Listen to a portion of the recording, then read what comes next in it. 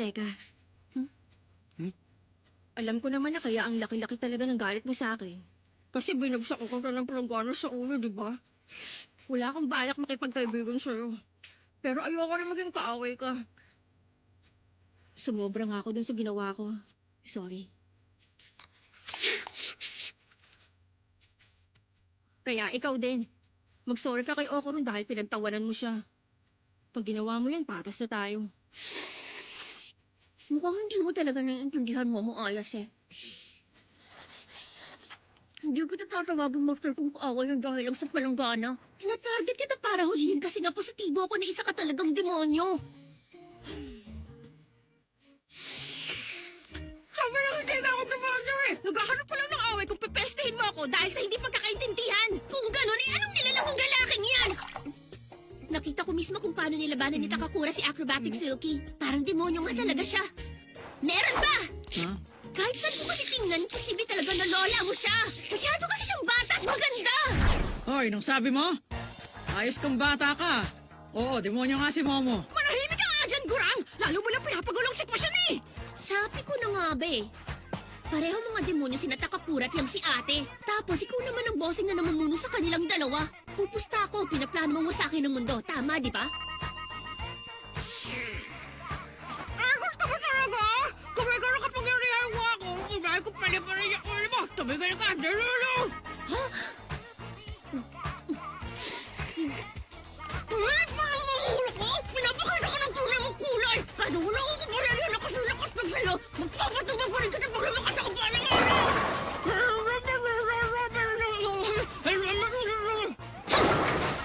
Mukhang minamaliit yung kakayahan ko, pero may nakalimutan kong isang bagay. Ako lang naman ang napiling nila lang para panatilihin ang kapayapaan sa buong mundo. Siyempre dahil sobrang ganda ko eh! Pasensya na po sa abala. Ang sarap pa nung hinandaan yung somen, tita! Hoy, bumalik ka! Hindi pa po kaya ako tapos makipag-usap sa'yo! Galingan mo mabuti, Ira, ha? Paliparin mo ng matindi ang si Momo. Nandito lang ang ate mong ito para kampihan ka. Buisit kang matandang gorang ka! At bakit ang babae niyo na kinakampihan mo? Ha? Takakura. Huh? Alam ko naman talaga na demonyo ka, pero ilang beses mo pa rin akong pilit iniligtas sa halimaw. Bakit? Kasi nga hindi siya demonyo! Wala naman akong dahilan dun eh. Dapat lang naman tulungan na nangangailangan, di ba? Kaya pala, mukhang hanggang ngayon, pusong pang tao pa rin ang tumitibok sa dibdib mo. Pinapangako ko na gagawin ko ang lahat para mapalaya kita sa kontrol ni Momo Ayos eh!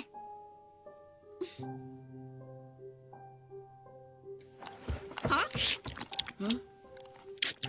Teka, ano daw ang sabi niya? Maling-mali talaga yung pagkakaintindi niya sa atin eh. Mukhang malaki talagang sira ng babaeng yan! Alam kong mali ang nararamdaman ko. Tao kasi ako tapos isang demonyo naman ang lalaking yun. Hindi talaga tama. Teka lang! Hindi ba pwedeng gawin to sa normal na paraan? Dada ka ng dada. Manahimik ka na nga dyan. Ibabalik ko na nga sa'yo tong itlog mo eh. Tapusin na natin ang laban. At bakit nakapwesto ko dyan para mag-bat? Mukhang kabado yung pitcher. Hey, hey, hey! Kabado? Sino sa tingin mo ang karap mo, ha? Sa oras na makita nyo ng personalang turbo lola ball na tira ko, hindi nyo na masasabi pang kalokohan yan! Puro ka lang naman salita!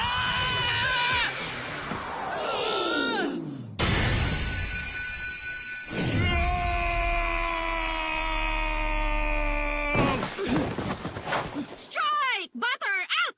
Kapag tinamaan ka ng bola sa bayag, magtatalong ka dapat! Ang sakit! Ano? Bumalik na ba? Bumalik na!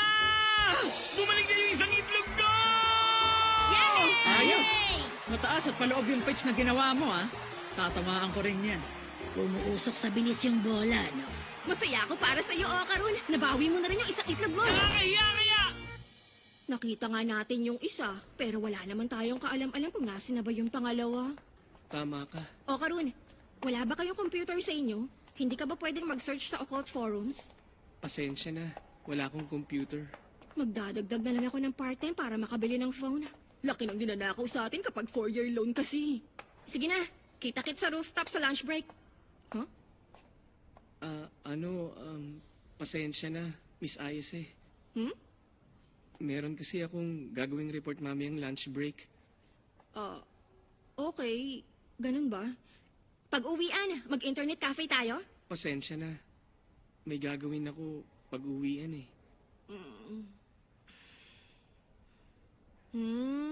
O sige. Gutom na ako. Uy, tara, kain na tayo. Teka, nasan si Okarun? May gagawin daw siyang report eh. Sipag ah. Pagawa ko rin kaya yung sa akin. Ang sipag naman ni Okarun ah. Pero para kasing nagpapalusot lang siya sa akin eh. Ha? At bakit naman? Para kasing halata talaga na meron siyang tinatago sa akin eh. Hindi naman kaya nakakaamoy ka ng babae? Uy, hindi ah. Hindi si Oko rin yung tipo ng tao na paghihinalaan sa bagay na yan, pero... Teka, hindi naman siguro. Bibili lang muna ako ng maiinom ah. O sige, pakibili mo na rin ako ha. Isang pompi.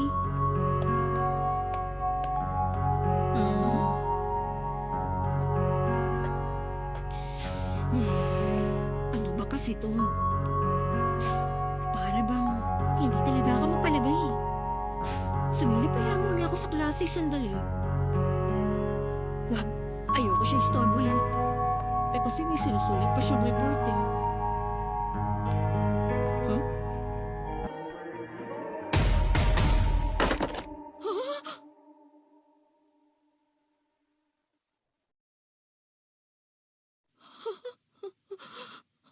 Ah!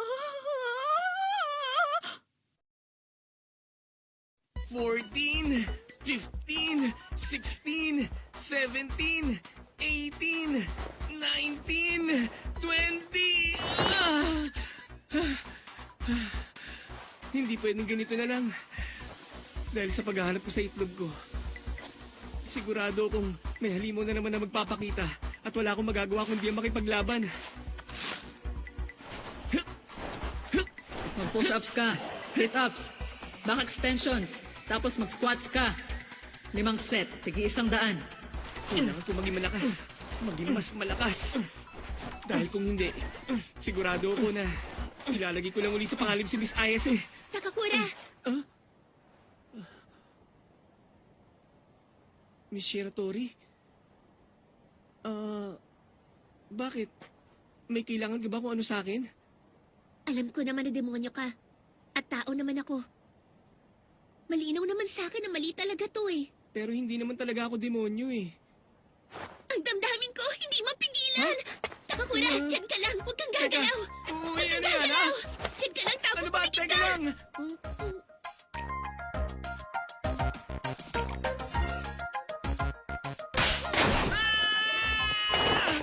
Hoy, ano ba? Bakit iniiwasan mo ako? Ang weird mo, Takakura! Wow ah! Ikaw po kaya ang weirdo sa atin dito! Bakit ba bigla ka na lang nanununggab? Eh kasi kapag nagtatapat ka ng pag-ibig, kiss na agad ang kasunod, di ba? Ha? Yun ang sabi sa librong pinasa ko!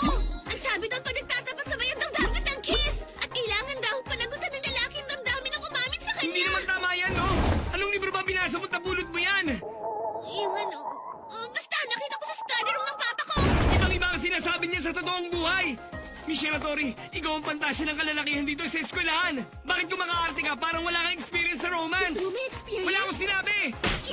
Pwede ba tumigil ka na? Hindi dapat gumagawa ng ganitong crush ng bayan! Huwag mong ipagpalang pantasya sa pag-ibig! Wala kang alam sa paghihirap para maging gabulin! At saka, hindi ako baguhan pagdating sa relationships! Ignorante lang ako pero wag mo ako pagtawanan! Yun nga mismo ang ibig sabihin ng ignorante! Tapos lahat man ng bagay na alam mo, puro mali naman! Ngayon ko lang naramdaman ng ganitong bagay sa buhay ko. Hayaan mo ako magtapat ng pag-ibig! Wala ka na ba talaga sa katinuan? Meron na naman ba sumabi sa'yo kung ano, ha? Teka lang naman, Miss Shiratori! Ah!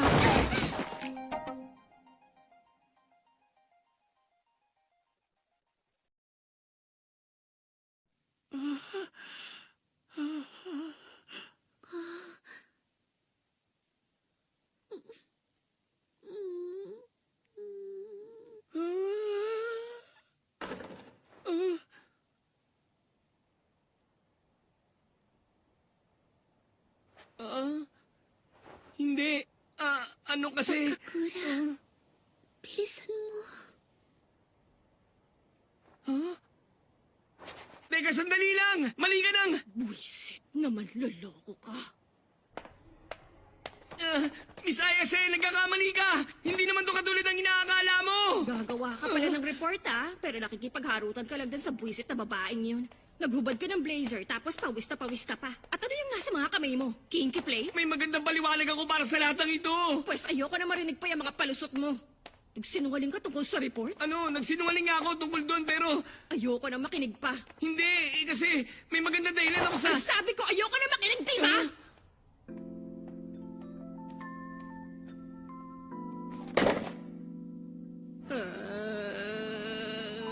Yung pompi ko. Binigay ko na lang sa sahig. Bagong joke ba yan? Naubusan ba sila? Saglit lang muna. May iniisip lang ako. Ha? Umaabot sa 80 kilometers per hour ang suntok ng mantis shrimp. May lakas itong aabot sa 150 kilograms. 700 tons kapag ikinumpara sa scale ng tao.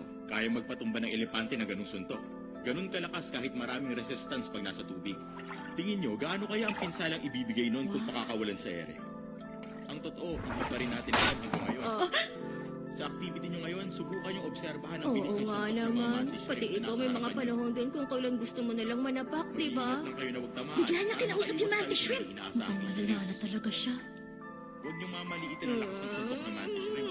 Malakas talaga yan. Ito ngayon ang assignment niyo. Isulat niyo ang lahat ng mapapansin niyo sa report na ipapasa niyo bukas. Ayan na yun. Walang kaduda-duda. Siguradong sinapian na siya ng espiritu ng mantis shrimp. Tama naman talaga si Miss Ayase. Wala ring saysay kahit magpalusot pa ako. Akala ko ang astig ko kung lalakas ako nang hindi niya malalaman. Nag-effort pa nga ako magsinungaling. Ipinahama ko lang ang sarili ko eh. Kung talagang mahalaga si Miss Ayase sa akin, dapat magpalakas na lang ako at huwag na magdahilan.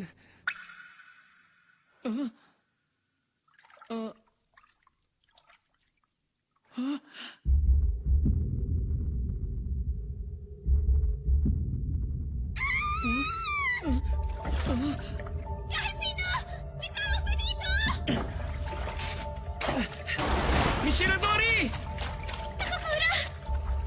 Miss Shiratori, nasaan na yung iba pa? Ano bang meron dito? Itim na itim sa labas ng bintana.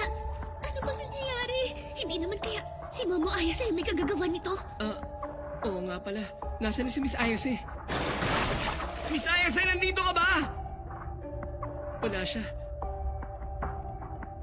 Ang pakiramdam na to, may naranasan na akong katulad dito dati.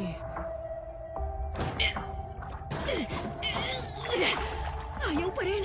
Mukhang nakulong na talaga ako sa lugar na to. Teko, hindi na talaga maganda to. Pataas na rin ang pataas yung tubig. Kumusta na kaya si Okuron sa mga oras na to? Sa kanya kaya nangyari to? Kainis! Pag naiisip pa siya, umiinit lang talaga ang ulo ko sa galit eh! Ano ba kasi tubig to?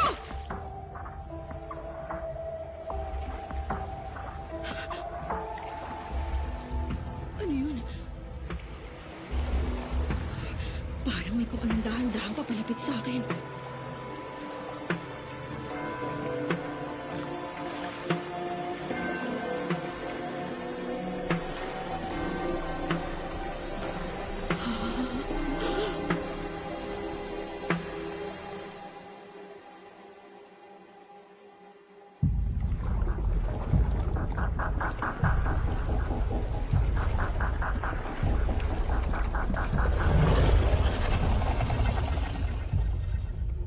Anong nilalang yun? Dinosaur ba yun?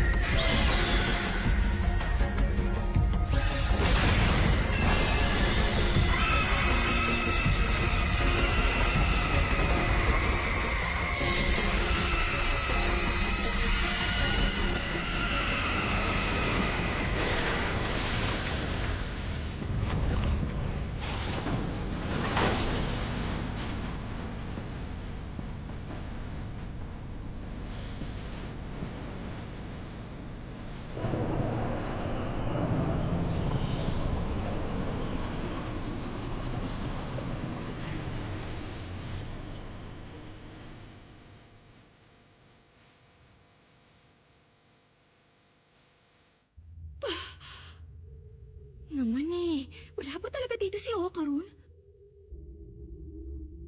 Ano yun? Anong tunog yun?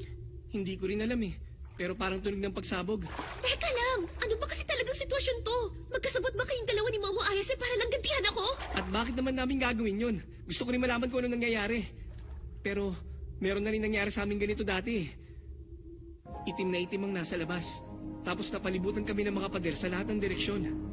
Tapos ano ginawa ng dalawa nun?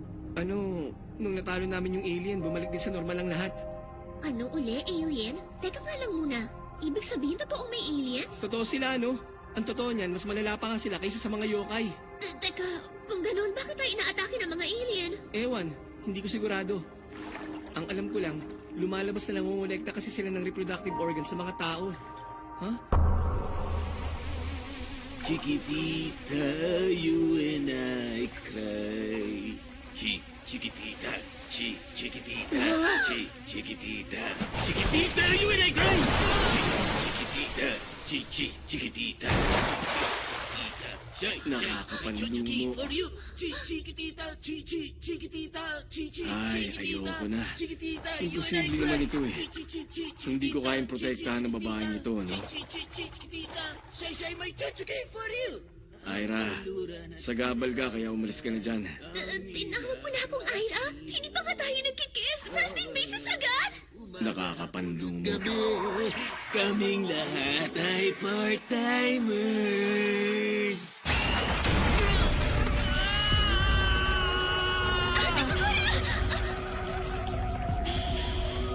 Nagkita rin tayo muli sa wakas, lalaking tao. Sir po yan! Aliens! Tumigil kayong lahat dyan! Lumayo kayo sa kanya ngayon din! Kung hindi ako, makakalaban niyo lahat! Missionary! Tumakbo ka na! Puro mga babae hindi na-target na mga alien na yan! Missionary! Pinadjust natin ang void space na ito para tanging ang may matataas na spiritual na enerhiya lang makakapasok, di ba? Hindi ba gumagana ng maayos ang aparato? Nandito kami dahil gusto lang namin makuha ang organong saging mo. Yan ang gusto namin. Gusto namin mapasabi. Nakakaasar! Tama na! Bakit ba lahat na lang kayo pinag-iintiris sa makuha ang manoy ko? May magandang kasangkapan ka kasi. Nagtataglay ka kasi ng kamanghamanghang kapangyarihan na may kakayang higitan ng makabagong teknolohiyang meron kami. Kaya gusto namin makuha ang mga kakayahan mo yan. Gusto ka namin pag-eksperimentohan. Tapos ililipat namin ang mga kakayahan mo sa mga sarili namin. Kapangyarihan ang sumpa ang sinasabi nyo! Kung sa sarili ko lang, wala akong ganong kakayahan! Kung tutuusin nga, mas mahina pa ako kaysa sa pangkaraniwang tao lang eh! Sumpa? Ano bang klaseng organong saging ang sinasabi mong yun? Ewan ko! Asar! Hindi ako makapagbaguhan nyo! Parang katulad dito ng pagpigil ni Miss Isis sa sumpa gamit ang psychic powers niya eh!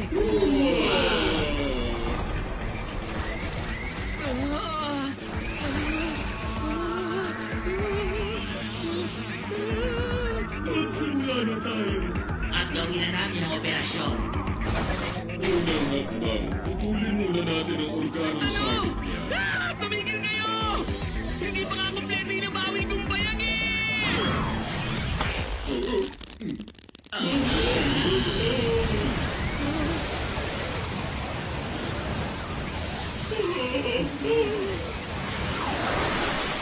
Sabi ko na eh, hindi ako nagkamali ng hinala. Napiling nila lang ba talaga ako?